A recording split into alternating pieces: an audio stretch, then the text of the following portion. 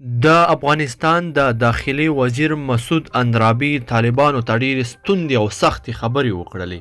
مسعود اندرابي تازه چیرته تللی و، طالبانو په ضد یې څه وویلې، که طالبان سوله ونه کړي نو څنګه به له سخت جواب سره مخامخ شي. دلته په ویډیو کې ټول مهم او تازه جزئیات راسره کتلی شئ. درنو لیدونکو السلام علیکم. مسعود اندرابي وایي د طالبانو هر عمل ته عکس العمل ښیو.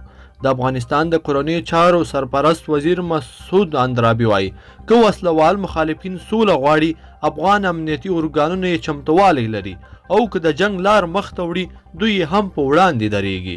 هغه دا خبرې پرون ورځ په لوګر کې د ځانګړو پولیسو د قطعې له سرتیرو سره په لیدنه کې وکړې.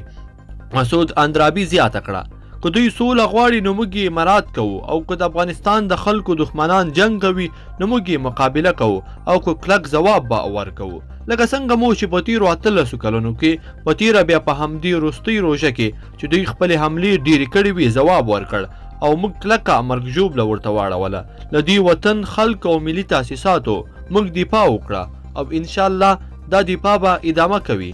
افغان حکومت وایي چې طالبانو ته د دوی د سولې او خبرو وړاندیز له کمزوري نه بلکې له یو پیاوړي دریځه کوي او هدف یې دایمي سولې او اوربند ته رسیدل دي.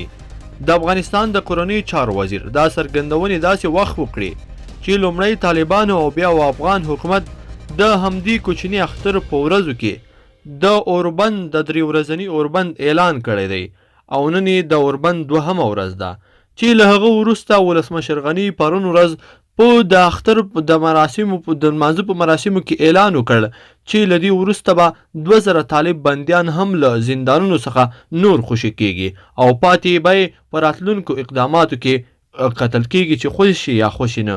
درنو لیدونکو په دې هیله چې دغه ویډیو به مو راسره تر پایه پورې اورېدلی وي. که مو ویډیو خوښه شوې ویډیو د سره لایک کړئ او زموږ د یوټیوب چینل هم در سره سبسکرایب کړئ. تر بلې ویډیو پورې ښه وخت، د لوی الله په امان.